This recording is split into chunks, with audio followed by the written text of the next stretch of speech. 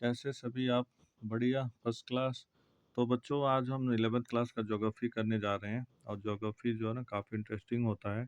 10th तक तो बच्चे जो है ना एसएसटी का जो है ना ज्योग्राफी को इंटरेस्ट करते हैं, क्योंकि ज्योग्राफी छोटा होता है, जल्दी क्लियर हो जाता है। और ज़्यादातर बच्चे हिस्ट्री से घबराते हैं।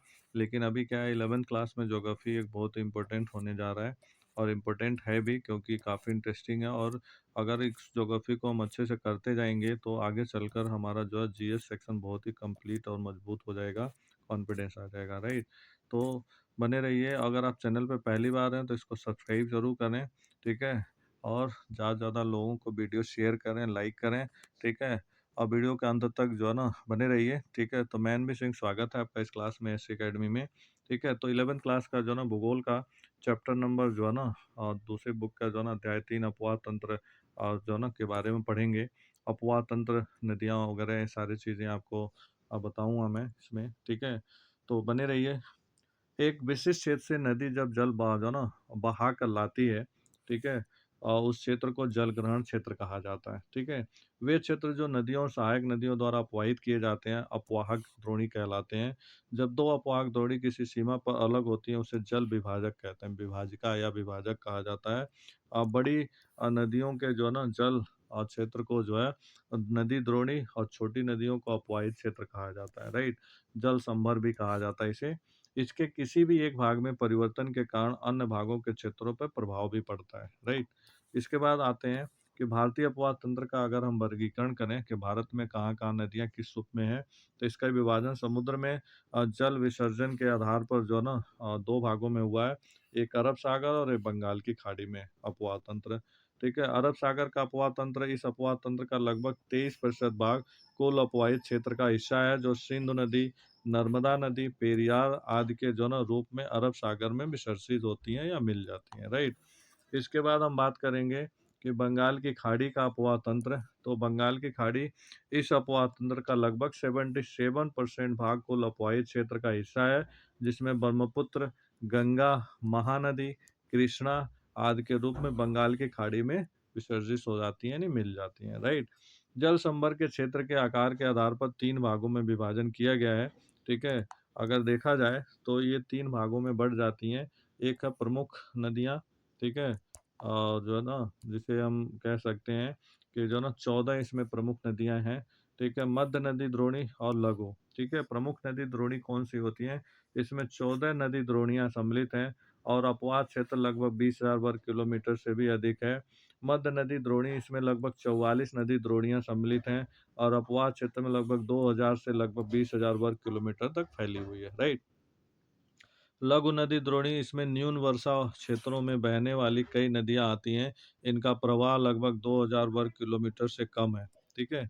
तो ये जो है ना आपका लघु नदी द्रोणी कहा जाता है इसे। अब बात करते हैं कि भारत के जो ना हिमालयी और प्रायद्वीपीय अपवाह क्षेत्र कौन कौन से होते हैं। भारत में विद्यमान छोटी बड़ी नदियों के जाल का जो ना उद्भव बड़ी भू आकृति का वर्षण के परिणाम स्वरूप उत्पन्न हुआ है, ठीक है। सबसे पहले आता है हिमालय अपवाह तंत्र।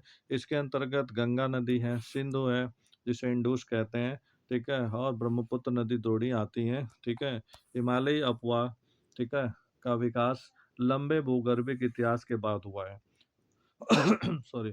ये नदियां 12 मास कहलाती हैं, यानी जो हिमालयन रिवर होती हैं 12 मासी नदियां कहा जाता है, ठीक है, क्योंकि ये हमेशा पानी रहता है और गर्मियों में थोड़ा कम हो जाता है और बरसात में बाढ़ आ जाती है। मैदानी क्षेत्रों में प्रवेश के बाद ये नदियां निक्षेपणात्मक जलस्थलाकृतियों का निर्माण करती हैं। मैदानी क्षेत्रों में ये नदियां सर्पाकार मार्ग में बहती हैं, सर्प के आकार में टेढ़ा मेढ़ा। इन नदियों का निश्चित मार्ग नहीं होता है, जैसे बिहार की कोसी नदी का कोई फिक्स नहीं होता, राइट। अब हिमालय अपवाह तंत्र का विकास कैसे हुआ, ठीक है, इसके बारे में वैज्ञानिकों के अनुसार शिवालिक नदी हिमालय के समांतर असम में पंजाब तक बहती थी, ठीक है, और पंजाब के निचले हिस्से में सिंध की खाड़ी में विसर्जित हो जाती है, जाकर के मिल जाती है, राइट। इसका विभाजन 3 भागों में हुआ है। एक है पश्चिम सिंध में 5 सहायक नदियां हैं, 2 मध्य में और गंगा और इसकी सहायक नदियां 3 पूर्व में, और जो है ना ब्रह्मपुत्र और इसकी सहायक नदियां हैं, ठीक है। अब आगे देखते हैं।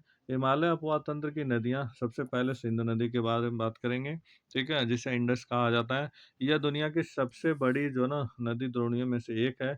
इसका क्षेत्रफल लगभग 11,65,000 वर्ग किलोमीटर फैला हुआ है। भारत में इसका क्षेत्रफल लगभग 3,21,000 समथिंग किलोमीटर ही है। यह तिब्बत के कैलाश पर्वत श्रेणी के जो ना बोखरचू हिमनद से निकलती है। इसकी सहायक नदियां नाबुरा और जो ना श्योक जो ना और आपका जो ना गिलगित, नाबुरा, श्योक, गिलगित, सिगार, द्रास आदि। झेलम नदी मतलब ये इसके प्रमुख जगह हैं। झेलम, चेनाब, ठीक है, सतलुज, रावी, व्यास इसकी प्रमुख नदियां हैं, ठीक है। झेलम, राइट, रिपीट कर रहा हूँ, झेलम, चेनाब, सतलुज, रावी, ब्यास इसकी प्रमुख नदियां हैं। और इसके लिए जो ना पाकिस्तान से सिंधु जल समझौता भी हुआ था 1960 में, ठीक है। अब इसके बाद बात करेंगे गंगा नदी तंत्र। यह भारत की सबसे महत्वपूर्ण और पूजनीय नदी है। यह गंगोत्री ग्लेशियर से निकलती है और इसे भागीरथी के नाम से भी जाना जाता है। और यह देवप्रयाग में भागीरथी और जो ना अलकनंदा का जो ना मिलन होने के बाद ये गंगा बनती है, राइट। गंगा नदी की लंबाई जो है ना लगभग 2252 किलोमीटर है। ये भारत में लगभग 8.6 लाख वर्ग किलोमीटर के क्षेत्र में फैली हुई है। इस नदी का विसर्जन बंगाल की खाड़ी में होता है, यानी मिल जाती है। और इसकी सहायक नदियां हैं, यमुना है, गंडक है, कोसी है, घाघरा, चंबल, रामगंगा आदि इसकी महत्वपूर्ण सहायक नदियां हैं, ठीक। इसके बाद आते हैं ब्रह्मपुत्र नदी के तंत्र कौन कौन से हैं, ठीक है। तो ब्रह्मपुत्र कैलाश पर्वत श्रेणी से मानसरोवर झील के पास से निकलती है और चेमायुंगडुंग ग्लेशियर से निकलती है। यह दक्षिण तिब्बत के मैदानों में इसे जो ना शांगपो के नाम से भी जाना जाता है। दिबांग, लोहित इसकी प्रमुख सहायक नदियां हैं। इसके मिलने के बाद से ये ब्रह्मपुत्र नाम से जानी जाती है, राइट। इसके बाद जो है गंगा नदी की महत्वपूर्ण सहायक नदियां हैं ब्रह्मपुत्र नदी। ब्रह्मपुत्र नदी आपको बता दिया मैंने कि ये कैलाश पर्वत श्रेणी में मानसरोवर झील के पास सेमायुंग डुंग ग्लेशियर से निकलती है। दक्षिण तिब्बत के मैदानों में इसे सांगपो के नाम से भी जाना जाता है। दिबांग और लोहित इसकी प्रमुख सहायक नदियां हैं। असम घाटी में जो है ना इस नदी के साथ कई नदियां जुड़ी होती हैं। बांग्लादेश में प्रवेश पाने के बाद जो है ना यह नदी जमुना कहलाती है, ठीक है। इस नदी का विसर्जन गंगा या पद्मा के नाम बंगाल की खाड़ी में होता है। प्रायद्वीपीय अपवाह तंत्र, यह हिमालय अपवाही तंत्र से पुराना तंत्र है। यदि यानी हिमालय बाद का है और जो ना प्रायद्वीपीय पहले का है। यदि नर्मदा और तापी नदी को छोड़ दें तो कई प्रायद्वीपीय नदियां पूर्व की ओर बहती हैं। ये नदियां विसर्प न बनाकर एक निश्चित मार्ग पर चलती हैं और ये बारहमासी नदियां हैं, ठीक है ना, बारहमासी नदियां हैं, ठीक है। और प्रायद्वीपीय जो ना अपवाह तंत्र का जो है विकास शुरुआती टर्शियरी काल में प्रायद्वीप के जो ना पश्चिम हिस्से का जो ना धंसाव हुआ, जिससे समुद्र तल से नीचे चला गया।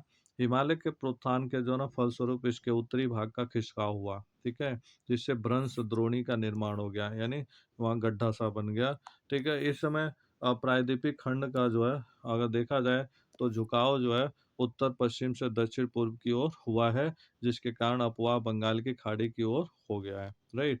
तो ये है आपका जो है नदी तंत्र के बारे में बता दिया आपको, सिंधु और गंगा और ब्रह्मपुत्र जो कि भारत की प्रमुख नदियां हैं, ठीक है। और ये जो है ना कौन सी जो ना हिमालयन रिवर कहलाती है, कौन सी सदाबहार नीर होती है यानी 12 महीना पानी होती है, और कौन सी जो है ना आपका जो ना मैदानी इलाके की नदियां होती हैं, ठीक है।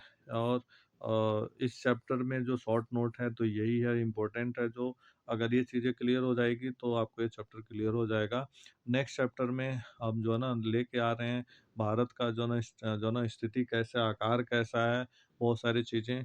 तो बने रहिए और चैनल को सब्सक्राइब ज़रूर करिए, ज़्यादा से ज़्यादा लोगों में जो है ना वीडियो को लाइक करिए, शेयर करिए। Thank you so much. Video knowledgeable लगे तो इसको ज़्यादा से ज़्यादा लोगों को शेयर करें, सब्सक्राइब ज़रूर करें, ठीक है। Thank you so much.